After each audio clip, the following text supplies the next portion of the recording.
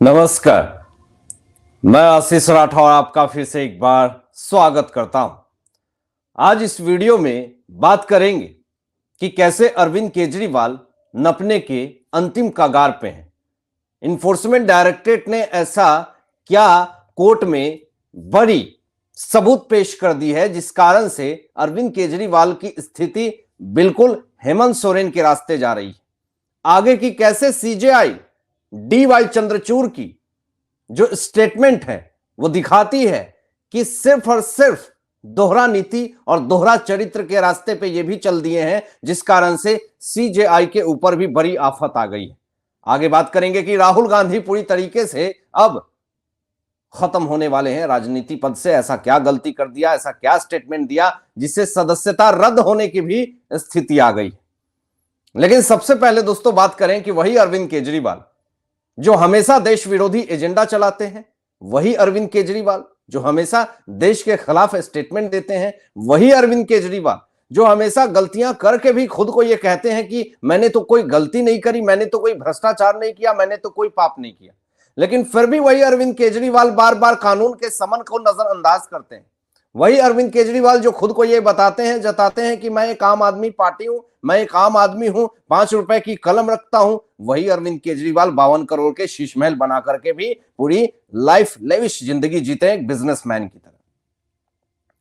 लेकिन वो अरविंद केजरीवाल जो ये बात कहते हैं कि कानून व्यवस्था पे मुझे भरोसा है, कानून को मैं पूरी तरीके से मानता हूं, लेकिन आज देखिए कि वही केजरीवाल सेंट्रल गवर्नमेंट की एजेंसियां की कानून की धज्जियां उड़ा रहे हैं।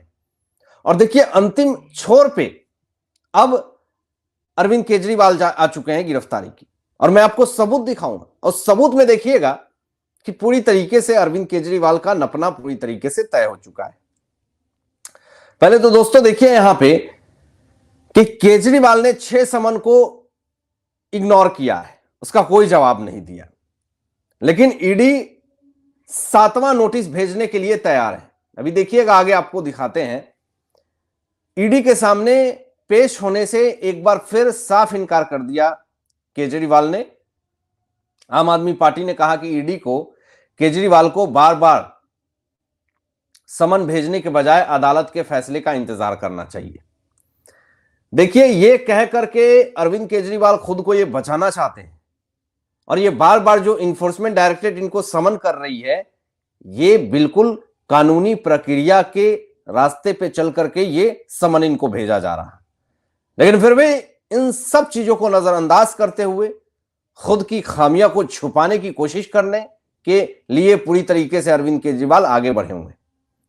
इसके लिए या तो पूरी संपत्ति लगा दे, पूरा पैसा लगा दे, पूरा पावर लगा दे, वकीलों की पूरी फौज इकट्ठी कर दे, इसके लिए तैयार है केजरीवाल, लेकिन समन का जवाब नहीं देंगे। अगर हमने भ्रष्टाचारिता नहीं करी है, अगर हमने कुछ गलत नहीं करा है, तो मैं 10 अधिकारी हो या 20 अधिकारी हो या फिर कोई भी एजेंसियां हो, उसके सामने जाकर के सवाल और जवाब क्यों नहीं दे सकता? अगर आपके पास फैक्ट्स हैं, अगर आपके पास सबूत हैं, तो फिर आप क्यों उन चीज से भाग रहे हैं? अभी देखिएगा सबूत ये है। अभी 7वां समन का तैयारी जो है, इससे आप समझ लीजिए कि खबरें तो ये आ रही है कि इस 7वें समन में अगर ये उपस्थित नहीं होते हैं तो इनको उठा लिया जाएगा। हेमंत सोरेन को कैसे उठाया गया, बिल्कुल वही स्थिति जो है वो केजरीवाल के साथ आ रही है। अब देखिए यहां पे दोस्तों कि इससे पहले केजरीवाल ने सोमवार को ईडी के सामने पेश होने से इनकार कर दिया था, और बार बार इनको समन किया जा रहा है। और यहां पर देखिए एजेंसी ने साफ तौर पे कहा है कि केजरीवाल को अदालत में शारीरिक उपस्थिति से छूट मिली है, ना कि ईडी से छूट मिली है। कोर्ट ने कह दिया है कि आप शारीरिक उपस्थित नहीं हो सकते हैं, वो भी कितने दिन तक, जरा देख लीजिए। यहां पर ईडी के समन मिलने में दिल्ली की राव रेवेन्यू कोर्ट ने केजरीवाल को 16 मार्च तक, ध्यान दीजिएगा, 16 मार्च तक व्यक्तिगत रूप से अदालत में पेश होने से छूट दी थी। अब देखिए केजरीवाल की ओर से दलील दी गई थी कि वह बजट सत्र और विश्वास प्रस्ताव के कारण शारीरिक रूप से कोर्ट में पेश नहीं हो सकते। तो ठीक है, 16 मार्च तक आपको छूट दिया जाता है, लेकिन ईडी से आपको छूट नहीं मिली है, शराब घोटाले से आपको छूट नहीं मिली है, शीश महल घोटाले से आपको छूट नहीं मिली है, जल बोर्ड घोटाले से आपको छूट नहीं मिली है। उन सब मामलों में तो आपको नपना तय है। आपने जो भी भ्रष्टाचारिता करी है, आपने जो भी पाप किया है, अत्याचार किया है, उसका सजा तो आपको मिलेगा। अब देखिए यहां पर यह मामला हो गया है कि एक सीएम जो है वो अपने जाल में खुद फंस चुका है। और वो सीएम जो है, जिस भरोसे से, जनता के भरोसे से जो एक पद पाया था सीएम का, आज वो मुंह दिखाने लायक नहीं रही। वो जनता के बीच में कैसे जाएगा? सर पे लोकसभा चुनाव है। अब ये कोशिश करे तो करे क्या? कोशिश कर रहे हैं खुद को बचाने की, लेकिन वो कोशिश भी नाकामयाब हो जा रही है। अब देखिए इन सब चीजों पे कानूनी प्रक्रिया चल रही है। हर एक मामले पे तो चीफ जस्टिस ऑफ इंडिया बोलते हैं, लेकिन कुछ मामलों पे नहीं बोलते हैं, इसलिए उनको लोग टारगेट कर लेते हैं। अभी देखिए इन्होंने जो स्टेटमेंट दिया है, उस स्टेटमेंट के आधार पे अगर मैं बात करूंगा तो देखिएगा आपके सामने एक बहुत बड़ा सच्चाई सामने आएगा। देखिएगा यहां पे चीफ जस्टिस ऑफ इंडिया जजों की छुट्टी पर दर्द को छलका रहे हैं। चीफ जस्टिस ऑफ इंडिया जजों को मिलने वाली छुट्टी पर दर्द से कराह रहे हैं। कहते हैं कि छुट्टियों को लेकर हम लोगों की बहुत आलोचना होती है, लोग कहते हैं इनको बहुत छुट्टी मिलती है, लेकिन लोग इस बात को नहीं समझते हैं कि जजों को सप्ताह के 7 दिन काम करना पड़ता है। जजों को 7 दिन काम करना पड़ता है या फिर छुट्टियां बहुत मिलती है, इसका बहुत दुख है चीफ जस्टिस ऑफ इंडिया को। लेकिन एक आम आदमी, कोई कोई तो 24 घंटे में 22 घंटे 20 घंटे काम करता है। इनफैक्ट प्राइवेट जॉब में भी बहुत सारे लोग हैं जो 12 घंटे की शिफ्ट है, लेकिन 18-18 घंटे काम की जाती है और उनको 1 रुपए नहीं दी जाती है, लेकिन उसके लिए दर्द नहीं छलका रहे हैं चीफ जस्टिस ऑफ इंडिया। बहुत छुट्टियां मिलती हैं जजों को, लेकिन 7 दिन काम करते हैं। एक आप समझिए कि उनके पक्ष से बोल रहे हैं चीफ जस्टिस ऑफ इंडिया। तो लोगों ने बहुत तरह की बातें कही कि चीफ जस्टिस ऑफ इंडिया सिर्फ गिने चुने मुद्दों पे बोलते हैं। वकीलों की भलाई की जहां पे बात होती है, जो किसान आंदोलन हुआ उसमें जो पूरी तरीके से उनको लेट हो रहा था, किसान आंदोलन की कैसे वो सुप्रीम कोर्ट लेट से पहुंच रहे हैं, इसके लिए चीफ जस्टिस ऑफ इंडिया ने समय बदल दिया। सोचिए जरा।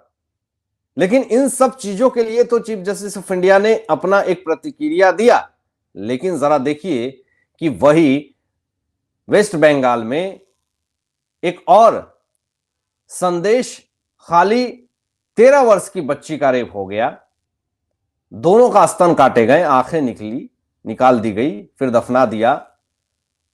पुलिस पर सवाल उठाए गए। बच्ची के परिजनों का कहना था कि बच्ची के दोनों स्तन काट दिए गए थे, उसकी आंखें निकालकर फेंक दी गई थी, उसके शरीर पर दांत के कांटे के स्पष्ट निशान थे। अब सोचिए दोस्तों कि यहां पर जो मामला आया है वो कहीं ना कहीं बहुत ही सोचनीय है। इस पे पश्चिम बंगाल की मुख्यमंत्री ममता बनर्जी कुछ नहीं बोलेंगी, इस पे कुछ नहीं बोलेंगे चीफ जस्टिस ऑफ इंडिया। इन्हें बस सुप्रीम कोर्ट के वकील और जजों की चिंता है, इन्हें चुनिंदा मुद्दों पे बोलना है। लेकिन क्या ये हमारे देश की न्याय व्यवस्था ये नहीं है कि एक, मतलब आप समझिए कि आपके सामने पंचजन्य का ये खबर है, अगर आप जा करके देखेंगे तो 13 वर्ष की बच्ची का रेप कर दिया गया। तो जो रेप किया है उसको तो सबसे पहले फांसी की सजा होनी चाहिए। जो नया बिल पारित हुआ, अमित शाह जी ने जो किया सदन में, उस हिसाब से तुरंत कार्रवाई होनी चाहिए। लेकिन इन सब चीजों पे एक भी टिप्पणियां नहीं आती है, न वहां के सीएम का पश्चिम बंगाल का। चीफ जस्टिस ऑफ इंडिया अलग ही गाथा लेकर के बैठे हुए हैं। तो देश में चल क्या रहा है? अब देखिए इस पे जो मोहब्बत की दुकान खोलते हैं, और ये सारे इंडी अलायंस के हिस्से हैं। राहुल गांधी हर एक मुद्दे पे तपाक से बोलते हैं, लेकिन इन सब मुद्दों पे इनका मुंह क्यों चुप हो जाता है? टीएमसी से इनका क्या साठगांठ है? क्यों नहीं इन्होंने अभी तक कोई आवाज उठाया? अभी देखिए यहां पे राहुल गांधी क्या कह रहे हैं कि मोदी सरकार अरबपतियों का लाखों करोड़ों का कर्ज माफ कर सकती है, लेकिन किसान को एमएसपी नहीं दे सकती है। तेलंगाना में आपकी सरकार है, कर्नाटक में आपकी सरकार है, किसानों के लिए कुछ कीजिए ना। जब कांग्रेस की सरकार थी, जब आपके पीएम थे, 70 साल आपने राज किया, किसानों के लिए क्या किया? आज मुंह उठा करके बोल रहे हैं। वेस्ट बंगाल में 13 साल की बच्ची के साथ रेप हुआ, कितने बार जो है आवाज उठाया। मोहब्बत की दुकान आप बांट रहे हैं, शर्म आनी चाहिए। और देखिए यहां पे कि कांग्रेस जो है वो देश की सेना का सिर्फ अपमान करने के लिए जिंदा है, और ये हमेशा देश की सेना का अपमान करती है। कांग्रेस ने हमेशा सेना और उसके पराक्रम पर सवाल उठाया है, सबूत मांगा है। ये नरेंद्र मोदी जी का कहना है। सोचिए इनका कितना स्तर जो है वो गिर चुका है। इनके स्तर इतने गिर चुके हैं कि ये आने वाले समय में देखिएगा अपना मुंह जो है वो आईने के सामने नहीं देख पाएंगे। अब आप क्या सोचते हैं? इन तमाम मुद्दों पे अपने विचार व्यक्त कीजिएगा, और ऐसे ही लेटेस्ट अपडेट पाने के लिए चैनल को सब्सक्राइब करके बेल आइकन प्रेस कर लीजिएगा और अपने दोस्तों में शेयर कीजिएगा। Thanks for watching my video. जय हिंद, सत्यमेव